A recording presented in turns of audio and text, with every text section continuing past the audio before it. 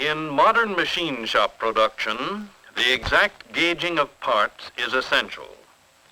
These gauging instruments measure deviations from a preset dimension. They derive their accuracy from the standards which are used to set them. Standards used by industry for setting these tools are small blocks of steel accurate within a few millionths of an inch. These are known as gauge blocks. For best results, use the blocks in a room where temperature, humidity, and cleanliness are held under strict control.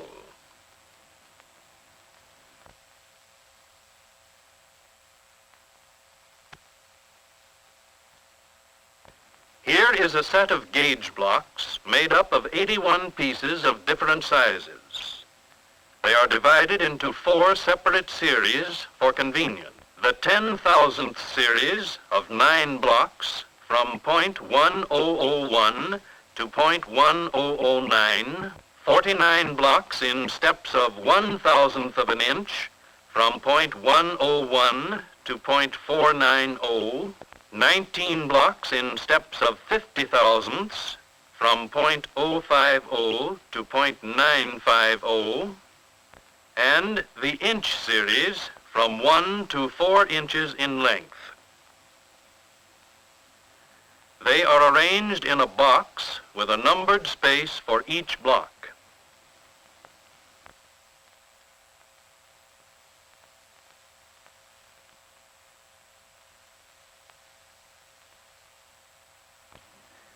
Here is a drawing of a gear blank.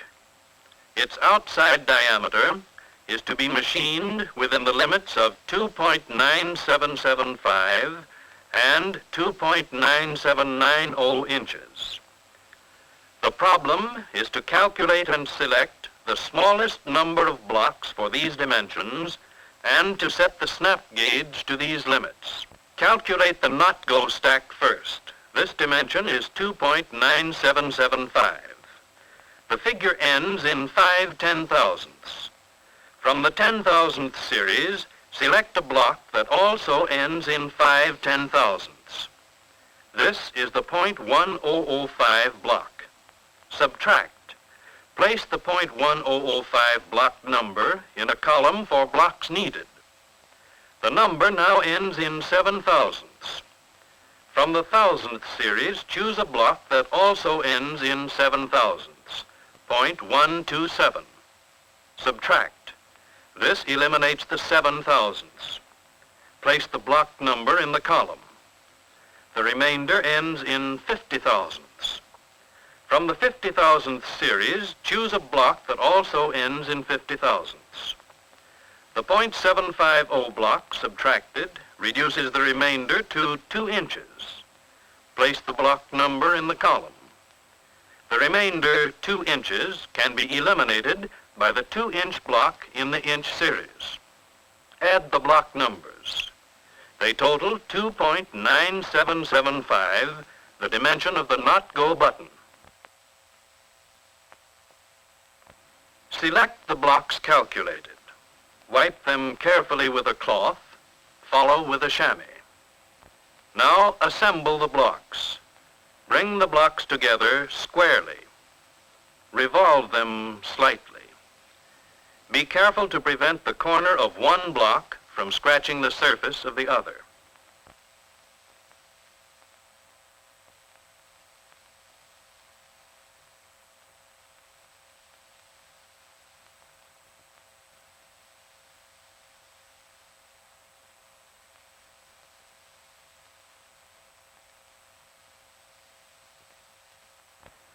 Ring the last block.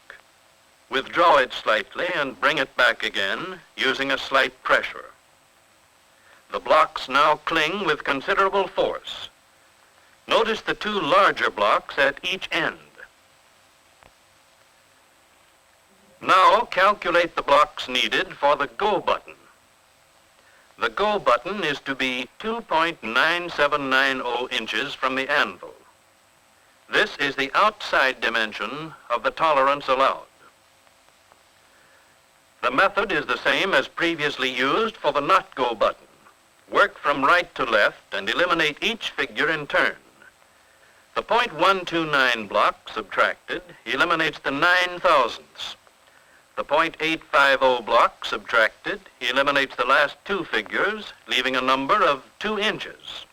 Since the 2-inch block has already been used for the not go stack, a combination of blocks is needed to make up 2 inches. The following blocks are still available: the .600 block, the .400 block, the 1-inch block. Add the blocks needed.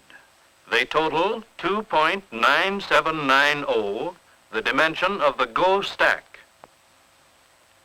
Again, select the blocks calculated. Wipe carefully with a cloth. Follow with a chamois. Ring the blocks as before. Revolve the blocks slightly using a light pressure.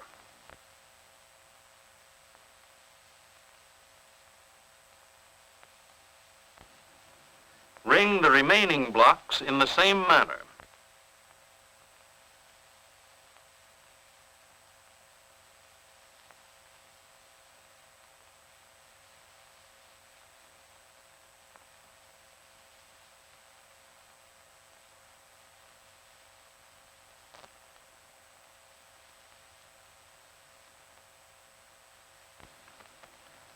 Notice that the larger blocks are at the ends.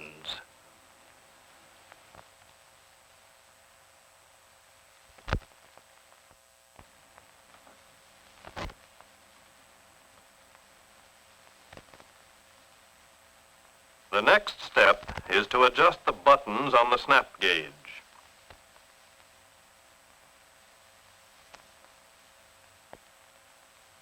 Be careful to insert the blocks squarely. Set the not go button first.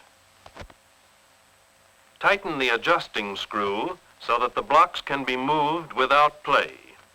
Then tighten the locking screw.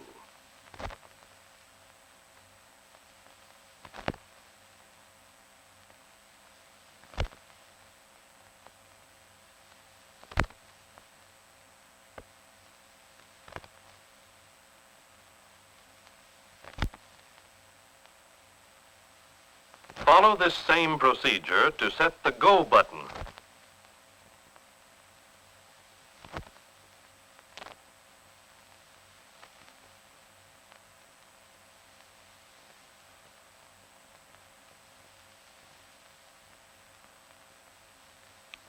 After the buttons are adjusted and tightened, reinsert each stack to make sure the buttons have not been disturbed during tightening. Experience will teach you how tightly they should be held between the button and anvil. The snap gauge is now ready for use.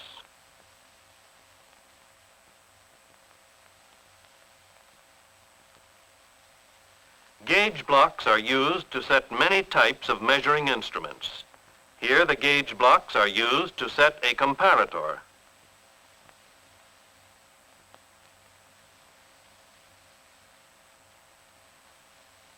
Let the block stand long enough to lose the heat absorbed from your hand. Then adjust the needle to 0.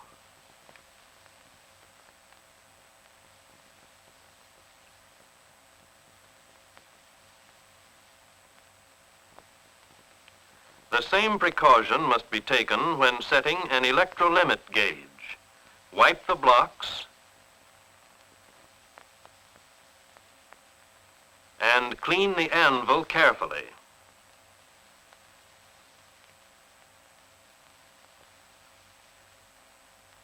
Let the blocks stand a while.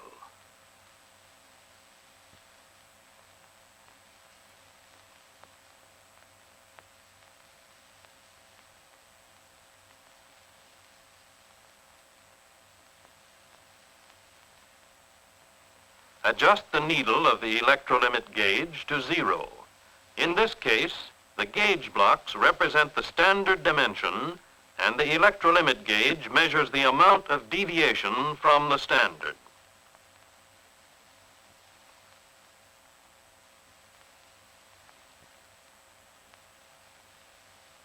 Vernier micrometers should be checked periodically with gauge blocks. First, make sure the 0 adjustment is correct.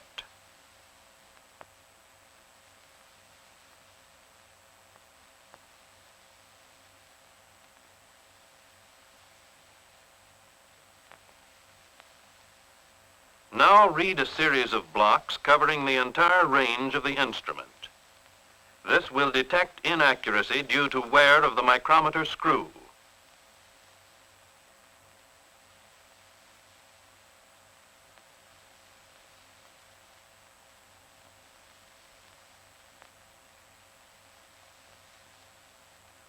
A defect may often be found in a micrometer which has been used in the shop over a period of time. Defective micrometers should be sent to the repair shop for adjustment.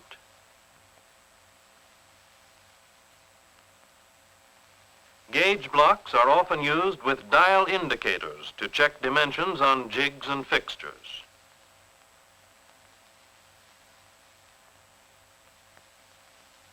Here, a gauge block is being used to check the width of a slot.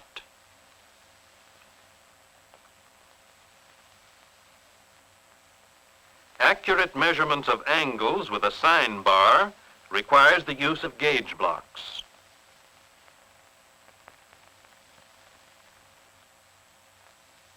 The distance between these two drill holes can be accurately determined by using the blocks themselves as a gauge.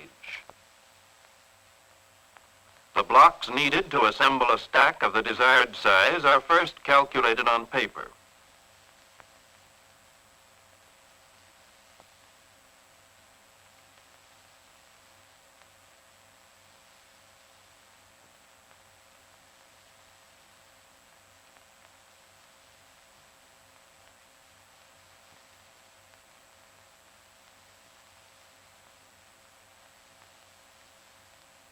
Gauge blocks are available in two different shapes.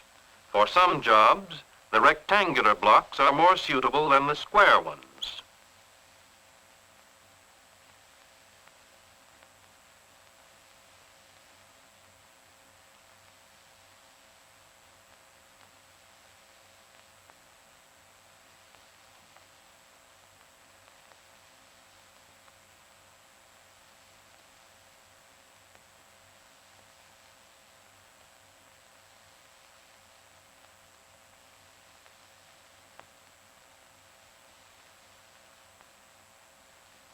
For convenience and added safety against damage, the square blocks can be attached by a tie rod which runs through their centers.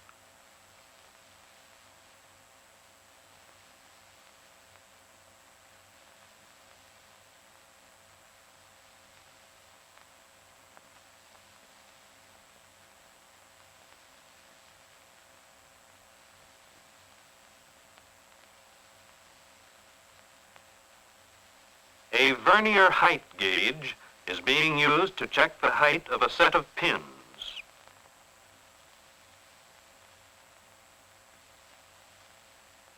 Set the dial to 0 on a stack of blocks of the required height. Check the piece of work for height. The dial again registers 0.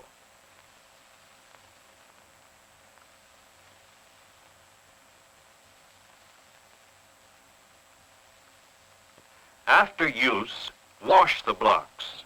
Soft tissue in the bottom of the pan will protect the blocks from scratching. Use only an accepted cleaning fluid such as carbon tetrachloride. Disassemble the blocks by sliding them apart.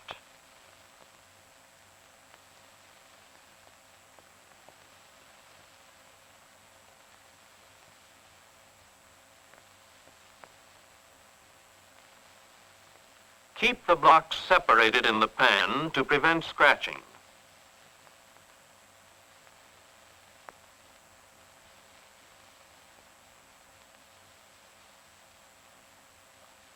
remove the blocks one at a time.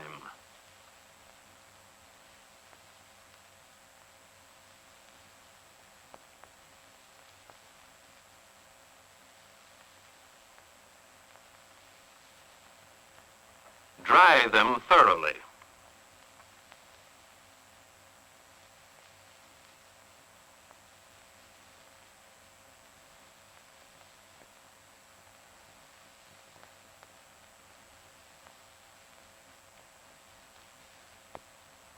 Grease them with an acid-free petroleum jelly and return them to their places in the box.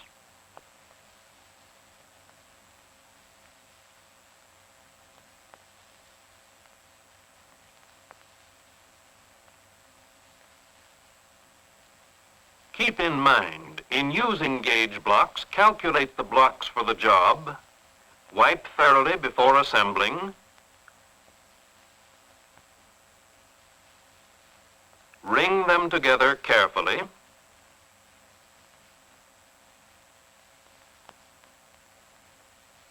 after use, clean and cover them with an acid-proof grease. Put them away in their special protective box.